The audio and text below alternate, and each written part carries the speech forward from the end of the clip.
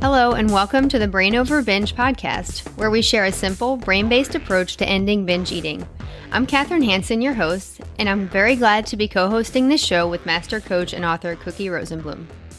Hi, everyone, and welcome. We are happy to be here today to help you to leave binge eating in the past. That's right, Cookie. In this podcast, we're sharing some key ideas from my books, Brain Over Binge and the Brain Over Binge Recovery Guide, that we hope will help you end binge eating for good. If you've been listening to the podcast, you'll know that we've laid out the basic principles of the Brain Over Binge approach and answered some common questions that may come up for you as you implement these ideas. We want to spend this episode addressing a very important question that you may have, and that is, when will I recover?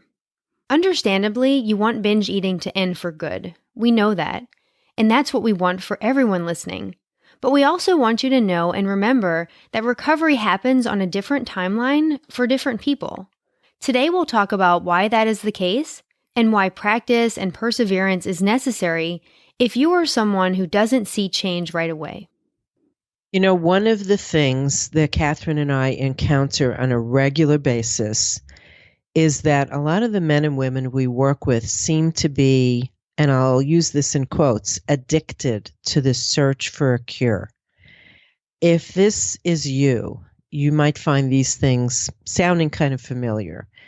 You know, are you on a million different email lists for all kinds of information, and is your inbox on your computer filled with the newest, latest, greatest scheme for ending your binge eating?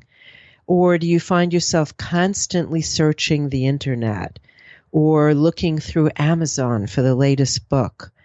And what happens is that because there's no instant result in any method, a lot of people jump around constantly. They try different things and they expect there to be like an instant cure. And what happens then is that they don't really put a full effort into any approach. It's like a very surface effort. So, of course, it does not instantly work because what we're believing is that you have to literally change the pathways in your brain. And you do that not instantly, but over time with consistency. So if you find yourself going from plan to plan to plan to plan, you may be addicted to the search itself and not be giving any one method enough time to actually work. It's not realistic to think that you could dismiss the urges one day and expect that they're just never going to come up again. They will definitely come up day after day and week after week, but each time they do, your response is the same, and that's just to view them as harmless, as powerless, and as meaningless, and they're just remnants of an old habit. They will eventually go away, absolutely, but you need to expect them to keep coming until you've dismissed them many, many times. So be aware that you just might have that habit of searching for a solution, and that in itself is going to use up valuable energy that you could spend diving into a solution that makes sense to you. In the Brain Over Binge approach, remember there are two recovery goals: to dismiss urges and to eat adequately. Cookie, you just talked about needing consistency in dismissing urges to change those pathways in your brain. And I want to also add that practice and patience is necessary also when it comes to eating adequately. In the previous episode, we talked a lot about the importance of eating adequately. But what I want to mention here is that it takes sustained effort to nourish your body and eventually find a way of eating that works for you and that feels good.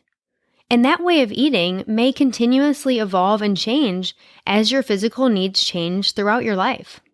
After binge eating stops, it may take some time for your physiology to regulate and for your hunger and fullness signals to normalize and your weight to stabilize as well. You cannot expect to try eating adequately for a week and have your eating habits and hunger and fullness signals and your weight fall into place perfectly. It may take some trial and error and experimenting with different types of foods in different quantities for it all to start to feel normal to you. especially if you were previously a restrictive dieter. Eating adequately might feel very different at first from what you're used to, but you'll see the benefits over time of consistently nourishing your body. Persevering in this area supports lasting recovery. Eating adequately is not going to lead to instant results, especially if you're wanting to lose weight. But over time, eating enough food and learning to respond to your hunger and fullness will allow your body to find its natural healthy weight. Although you may feel tempted at times to return to restrictive dieting, you've seen over and over that trying to get fast results by dieting is not the solution for weight loss, and it's certainly not the path to recovery from binge eating. So please be patient with eating adequately. Give your body time to regulate. If you don't have patience and you turn back to not eating enough food, then dismissing urges will become nearly impossible. You may start to think, why is this happening? Why can't I dismiss urges? What's wrong with me?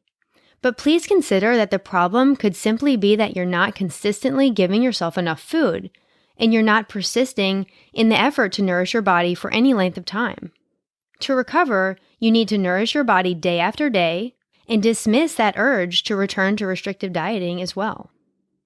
Now, if you're listening to what Kathryn just said, and let's say you're thinking that you are feeding yourself enough food, but you still feel like you're just not getting the big concept, and you continue to follow those urges to binge, it still doesn't mean that there's anything wrong with you, because everybody gets it on a different timeline. You know, some people just read or hear or learn about the role of the lower brain in creating those urges, and as soon as they understand that, they may be able to see the urges differently and detach from them and just not binge again. But some people take longer to have a deeper insight about where the urges come from and truly to feel separate.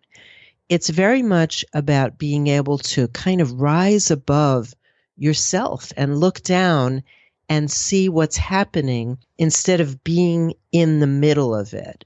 This could have something to do with how long you've had the habit.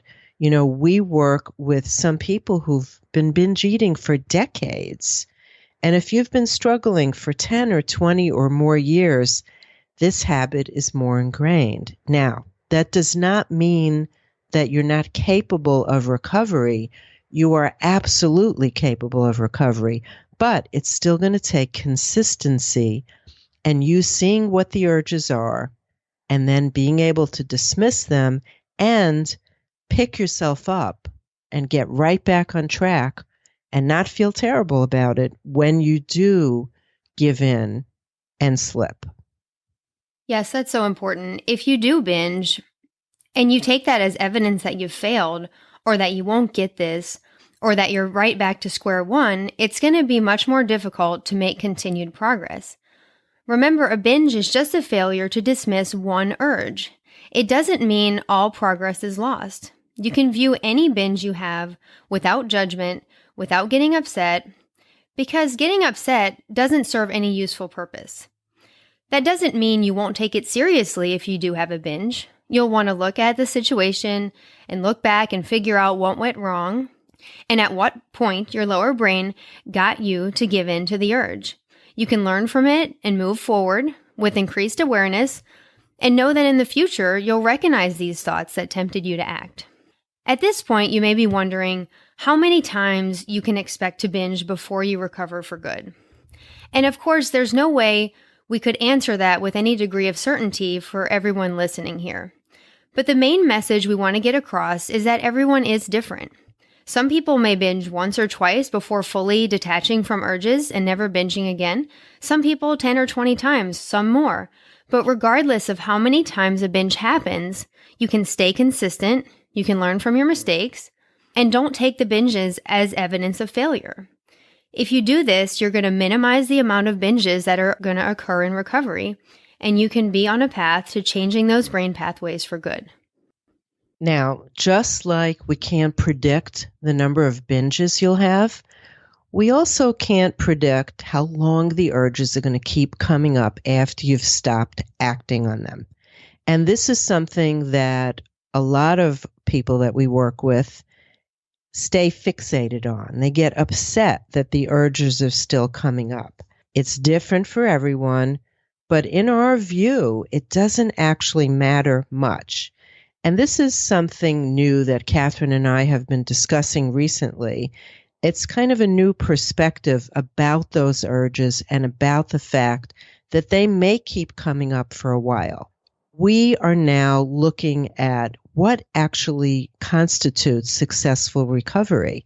And most of our people feel like, well, I'll be successful when I stop having urges. When the urges stop coming, that's a sign. But now we know that success is not the absence of urges. Success is the knowledge and ability to dismiss them. And once you can do that, that's it. You have success. Then you just have to practice it and get better and better and better and see what's happening quicker and quicker. That's what will make the urges fade away. So you don't have to wait until you never have an urge again to tell yourself, okay, I've got it. I've done it. I'm no longer a binge eater. All you have to do is understand exactly what's happening and practice the ability to not respond to them. That is success. Because as the urges fade away, as that faulty wiring is no longer used, it will be pruned away. We don't want you to get upset if the urges are still there for a while, because all you have to do is notice them and stop reacting and stop acting. It's normal. If you could accept the presence of the urges for a while, then if you could not be frustrated or emotional about them, they will actually disappear faster. So the more unemotional, the more indifferent you could be about the presence, the more quickly they will go away. Yes, I love that insight. It's so important to see that once you understand the urges and see them from this new perspective, that it's just not a big deal that they're there. They're going to fade away in their own time, and you can be patient about it. And the less attention you pay to them, the quicker they will fade away. And that concludes our show for today, and we hope it's been helpful to you. The bottom line is that you absolutely can recover regardless of exactly when or how it happens. Remember that you can get our free ebooks, one from Cookie and one from myself, simply by clicking the link in the show notes. We are so happy to be here for you today, and we want you to remember our mantra. If anyone in the world can do this, then you can too. So come back, listen to our next podcast, start practicing, and let us know how we can help you. We hope you'll join us next time, and for now, this is Kathryn and Cookie reminding you that you have the power to change your brain and live a binge-free life. The Brain Over Binge podcast is produced and recorded by Brain Over Binge Recovery Coaching, LLC. All work is copyrighted by Brain Over Binge Recovery Coaching, LLC, and all rights are reserved. As a disclaimer, the hosts of the Brain Over Binge podcast are not professional counselors or licensed healthcare providers, and this podcast is not a substitute for medical advice or any form of professional therapy. Eating disorders can have serious health consequences, and you are strongly advised to seek medical attention for matters relating to your health. Please get help when you need it, and good luck on your journey.